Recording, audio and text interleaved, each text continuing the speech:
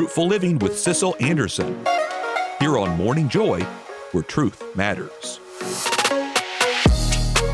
Welcome back to Morning Joy, where truth matters. I'm your host, Keith Downey, and we're going to be talking about fruitful living and what is devotion and how we can be doing that based on St. Francis de Sales. Good morning, Sissel. Good morning, Keith. It is good to be back on with you before 7 a.m. again. Yeah, it definitely is. And I'm glad you're feeling better. That's always a good thing. Yes, definitely. I know I was thinking this last week, I missed having my opportunity. And before I got sick, I had this great idea about what I was going to talk about last week.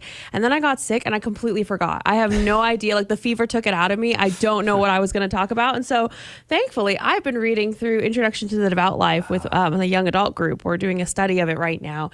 And nice. I was just thinking, first off, I just wanted to basically talk about devotion and Introduction to Devout Life so that everyone will read it. Because it is such a good book. And, but I thought in this time of Lent, particularly when we're all kind of reevaluating, how we're living out our faith life, that St. Francis de Sales gives some very practical and beautiful advice on this. So I guess I'll just start with what do we think devotion is? And if I'm being honest, if you had asked me a couple months ago, I would have just started saying "hopelessly devoted to you" from Greece. But St. Francis de Sales gives a pretty great definition. But first, Keith, do you have any thoughts on what you would call devotion? I mean, before reading an Introduction to the Devout Life, I would say, kind of in the same vein of, I'm devoted to this sports team. I go to all the games. I'm really devoted. That would be kind of my frame of mind of devotion. Yeah. And my brother is hopelessly devoted to the Cowboys. So it definitely is very true.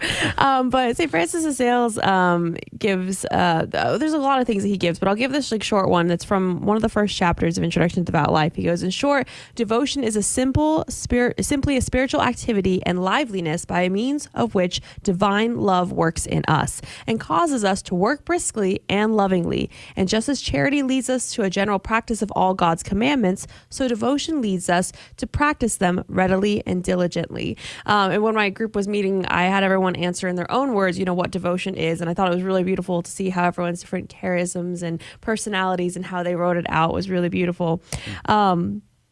But what I love about it is that he's talking about devotion in such a way where he's kind of setting it up. He's introducing what it is and what it means.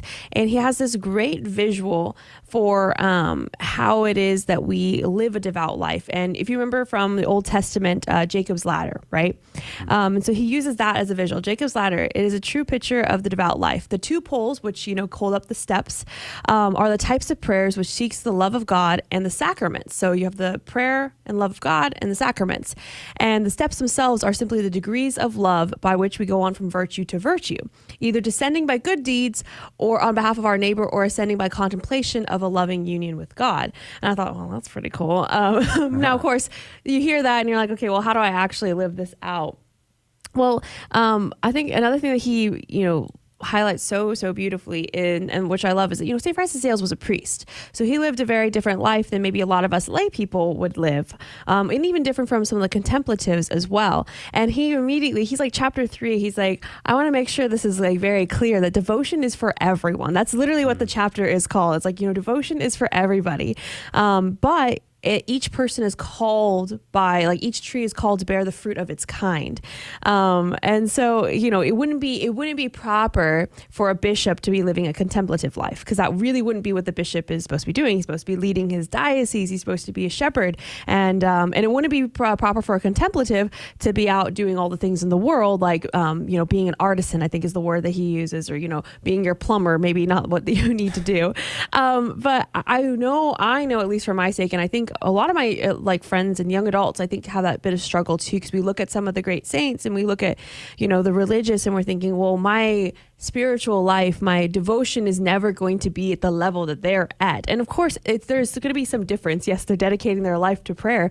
But he makes it very clear, don't let that be a standing point, that devotion, which is true, hinders nothing, but on the contrary, it perfects everything. So when you're living it out well, it is just this, it's not going to be getting in the way of everything. And I think that's sometimes what the way that the world looks.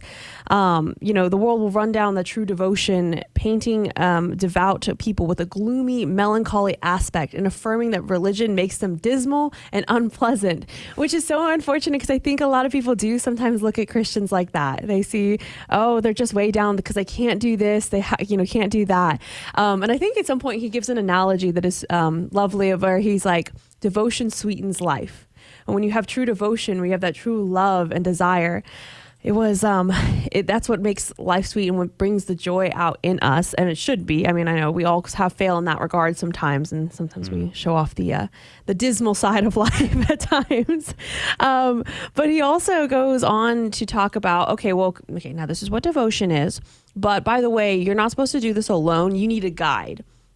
And I was like, oh, wow, that's really cool that he very quickly is saying you need to find someone who has lived faith longer, who maybe someone who's a priest or a religious, and get them to advise you. And it made me think, so last week when I was not feeling well, I am so bad when I'm sick because I don't get sick very often.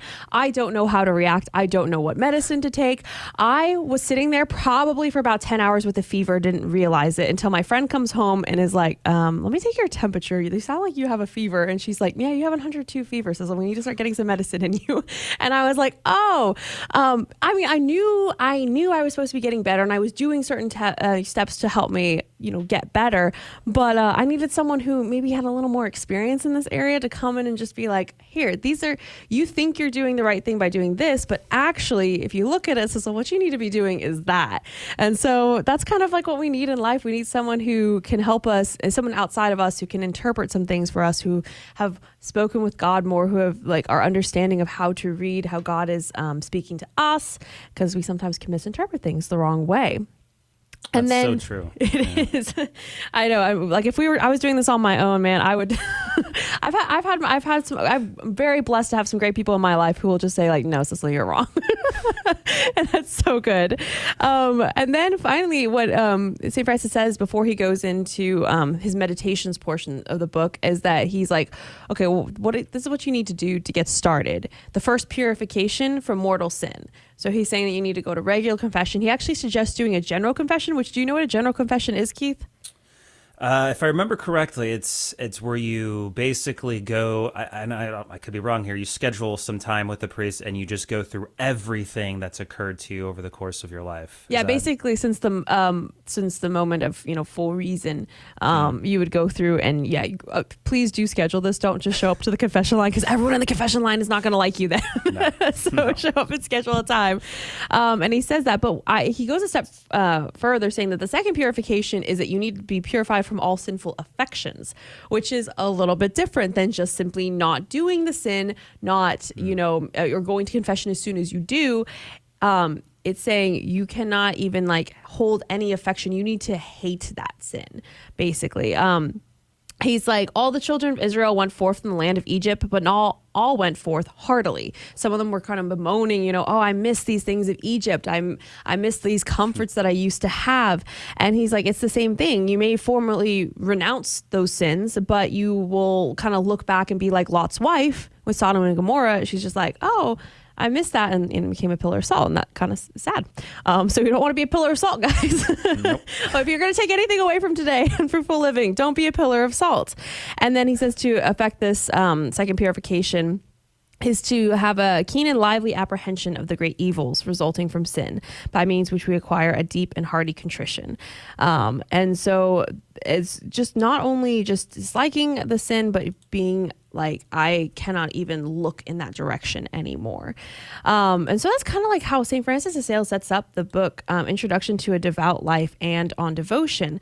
And I going back to that original description he gave of devotion, and I really think of it as, and I'm trying to remember right now, it was some holy person that I think I read in a book from Father Jacques Philippe, kind of summed up the point of prayer life that we want to get to, is where we are basically just communing with God. There aren't even having to be words spoken, but we are just automatically by instinct know what we are called to do in a situation because we are so in tune with what God's will is.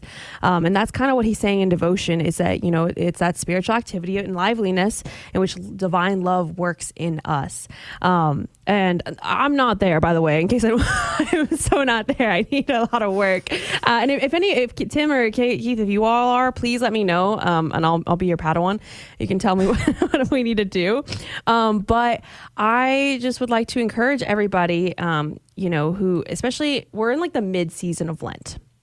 We're in the mid-season of Lent where I feel like a lot of us are like, okay, I kind of feel like I failed Lent so far, or I need to kind of restart. I think this is such a, maybe a beautiful way to go about it is having that dedication to restarting that devotion and having a true deep understanding of what that's going to be and what it's going to look like. Pondering Jacob's ladder and, you have your sacraments and you have your faith life. So I don't know. That's what I have today, Keith. Yeah, no, that's perfect. And I was just thinking, because I on Instagram, I asked a general audience, like, hey, how's your Lent going? And the general consensus was, this is the lentiest Lent that's ever been Lented before. Yes.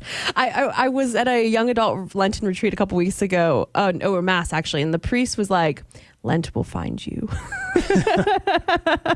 And I was like, that's really funny. Because sometimes, like I had mentioned a few weeks ago, life is Lent. And yeah, things just happen and you have these grand plans. And then when you hit that mark, you're just like, ugh.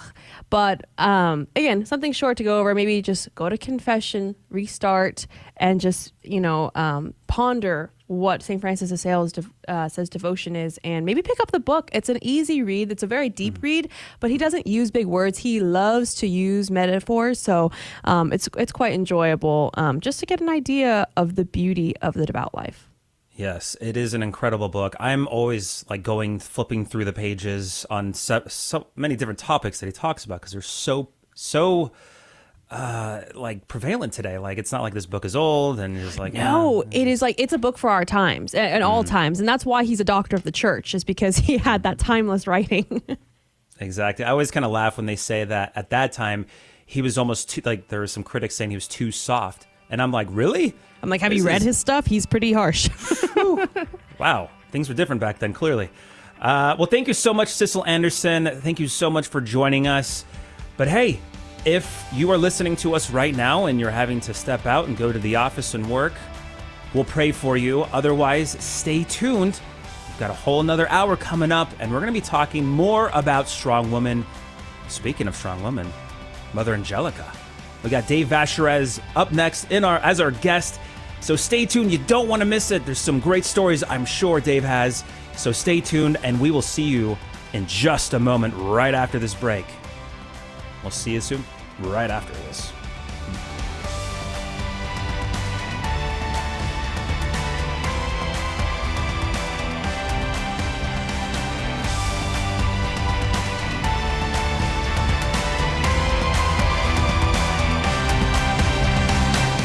This has been Morning Joy, where truth matters, hosted by Keith Downey. Take some joy with you today. Visit grnonline.com/joy to listen again, share a segment, or answer the question of the day. That's grnonline.com/joy.